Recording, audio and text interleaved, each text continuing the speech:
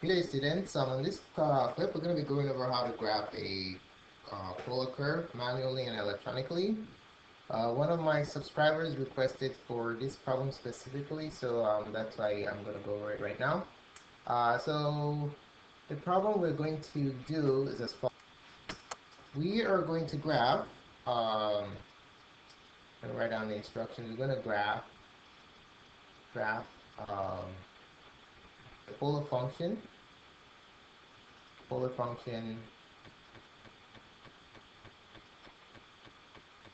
r equals 2 cosine theta. Okay, so this is what we're going to be graphing, r equals 2 cosine theta. Now, this is a classical curve, is known as the limacon. Okay, this function of this, the polar function of this formulation is known as a limacon. Okay, limacon. All right, so let's go ahead and generate the graph for this. We're going to do it manually by hand first with the aid of the calculator to compute the trig functions, since we're going to be needing decimal approximations here to do the graphs. And after that, we're going to use the calculator to generate the computer generated plot of the actual limacon, and it will compare answers to make sure that we're correct. Okay, so you're going to need, in order to do this, you definitely need a polar grid so that you can get your coordinates nicely situated, and you also need a chart to calculate all your coordinates. Okay, so for this problem, the calculation is not too extensive. We're just doing two operations. We're just taking the cosine and doubling it. So that's why the central column isn't that big in my chart. All right. So on the first column, we're going to be uh, placing. I'm going to make it in this nature. We're going to have uh, theta. We're going to put theta first. Theta, and then in the center, we're going to calculate r, which is doing basically 2 cosine theta. And then in the last column, the coordinate r theta is what we're going to graph, okay? We're going to graph all those coordinates right here. All right, so let's go ahead and do it. I'm going to do it quadrant by quadrant. And then we can even explore the symmetry or the periodicity of the cosine function to accelerate our graphing process. All right, so let's go ahead and get started. I'm going to start with 0, and then I'm going to address the first quadrant here. Okay, so remember that cosine is always positive when you're graphing on this. Another thing to note is the calibration. What can I call each mark here? I know that cosine fluctuates between the maximum that cosine can be is 1. The minimum cosine can be is -1. The maximum cosine can be is 1, right?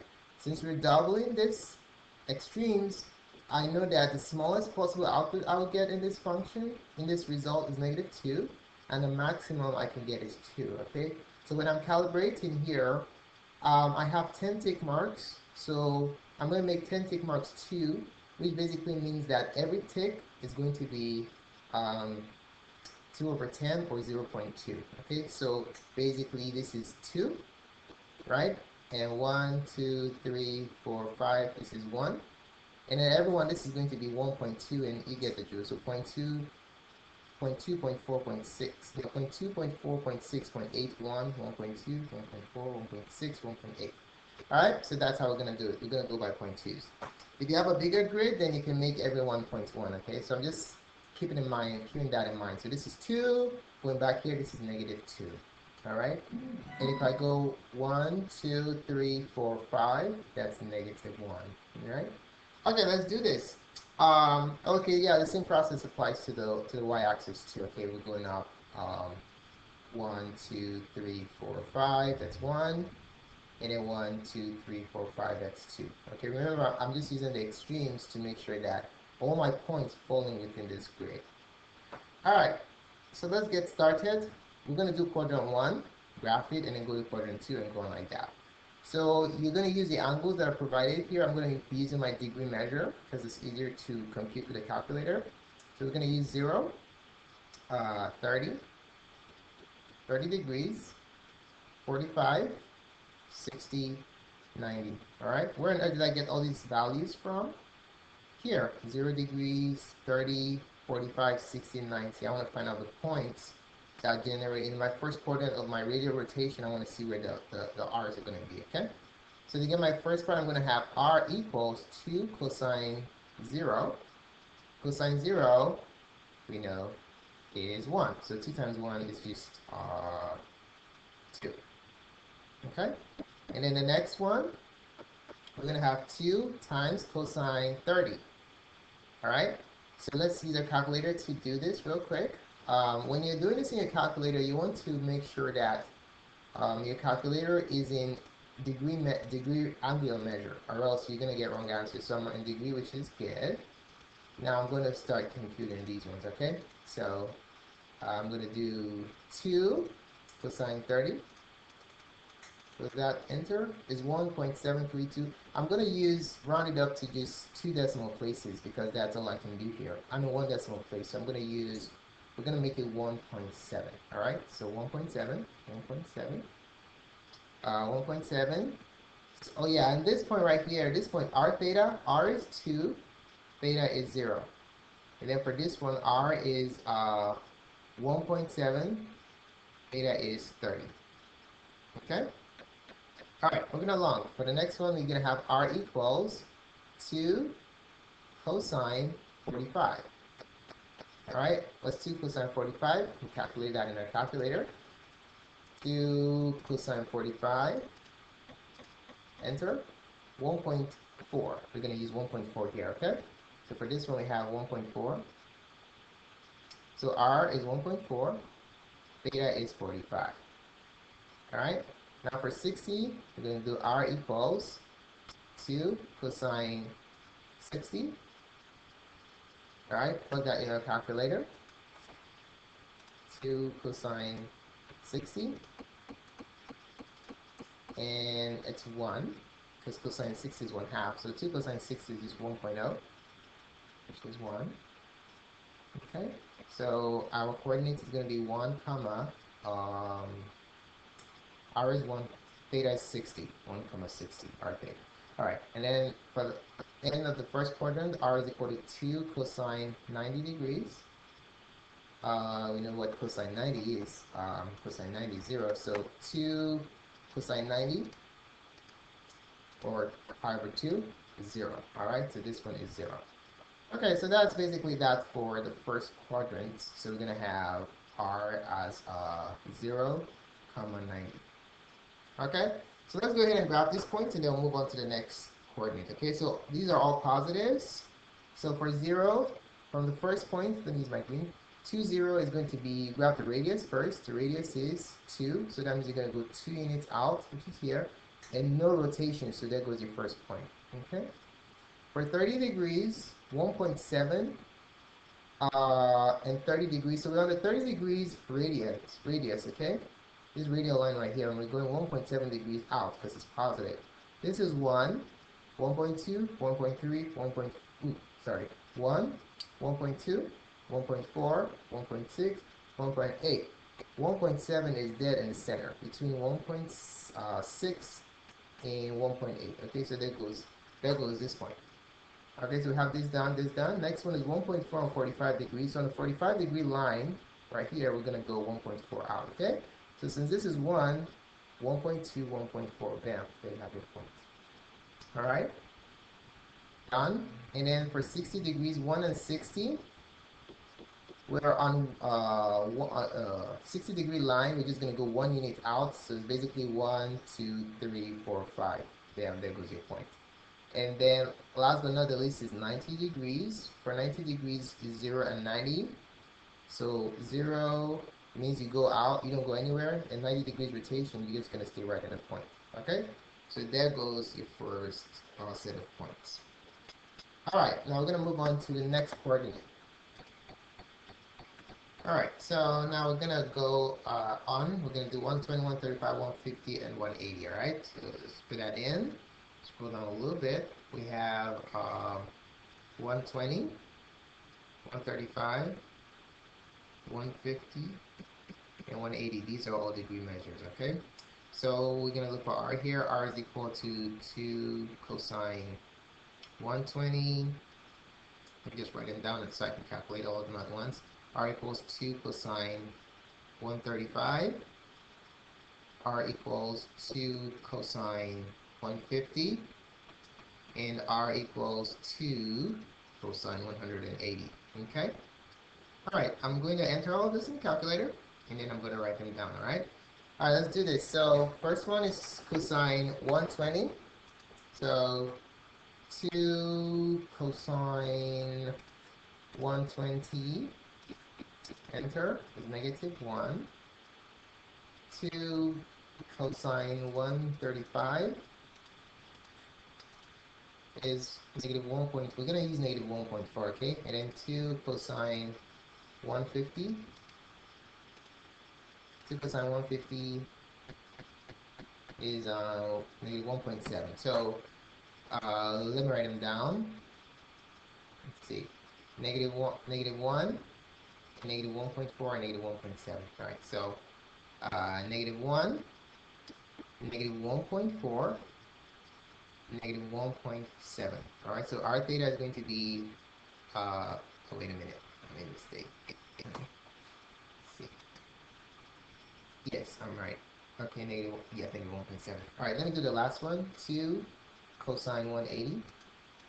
2 cosine 180, negative 2. Perfect. If you notice that there's some kind of symmetry happening here, it's similar to what we have up here, only that the signs are different, right? Which should make sense because the angular measures are the same, the only difference is just the sign, all right?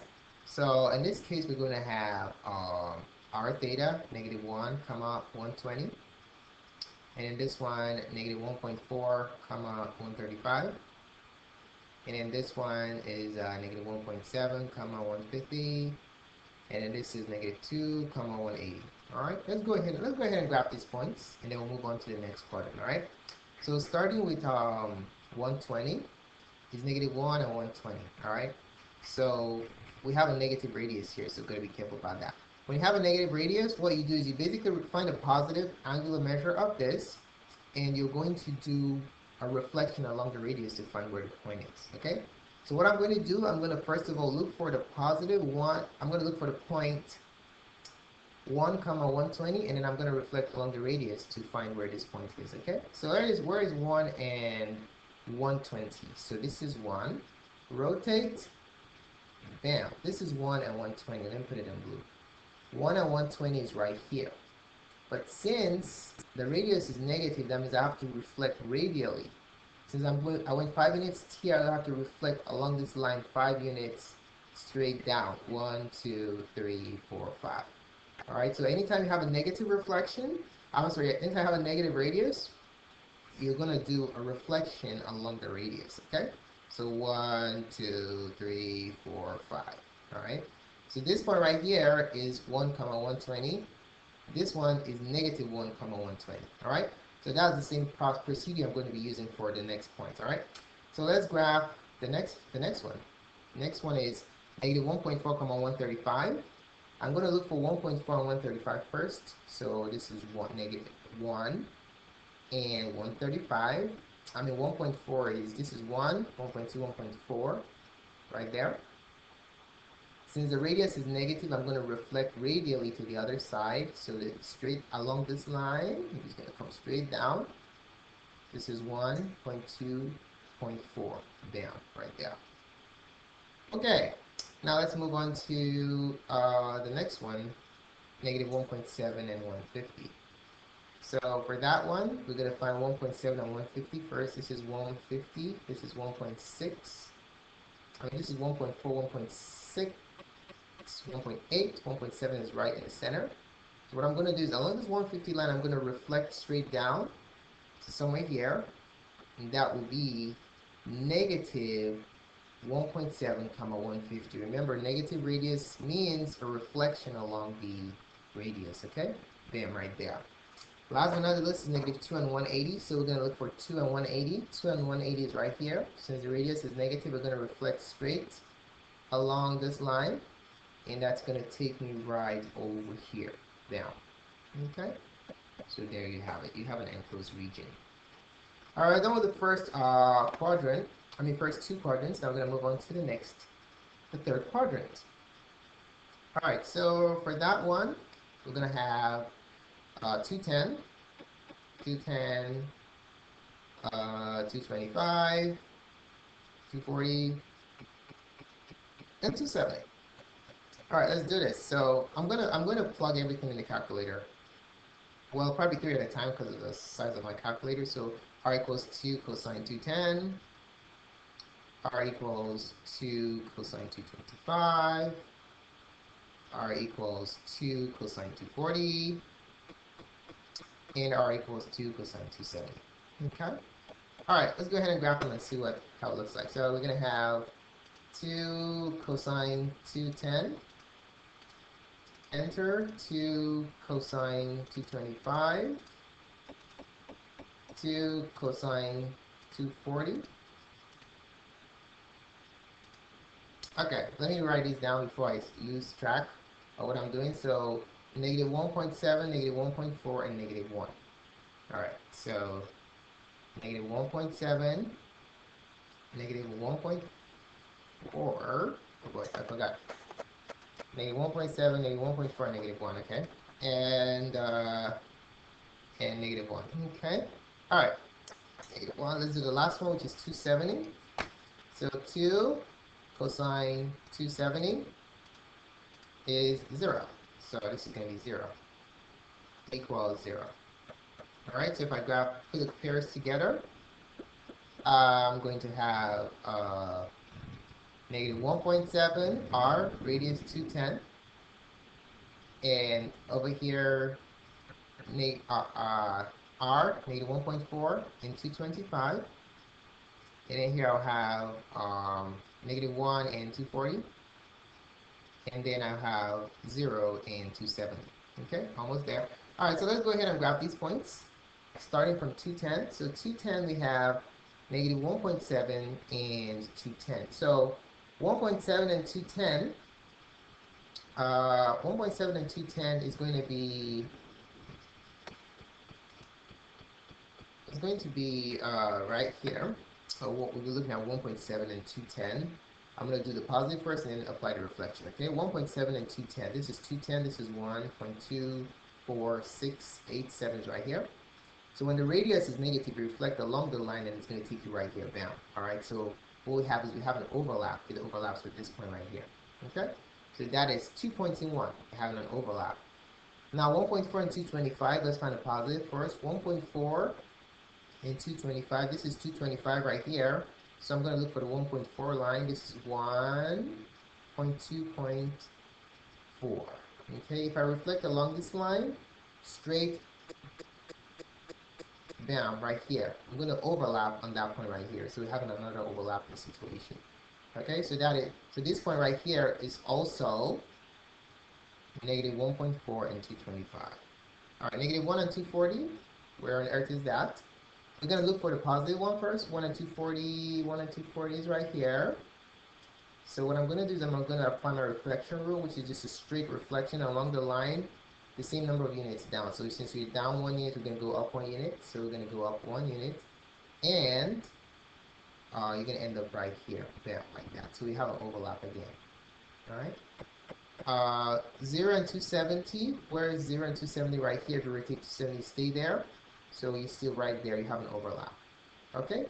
So you find out that the coordinates on coordinate 3 and coordinate 1 generated exactly identical points. Okay? So let's see what happens in quadrant 4. I think probably we might have some overlaps happening again also. All right, so we're going to start from 300. So starting from 300 degrees. R is going to be 2 cosine theta or 2 cosine 300. We're going to do that one first. And then we'll move on to 315. R is going to be 2 cosine 315. And then 330. R is going to be 2 cosine 330.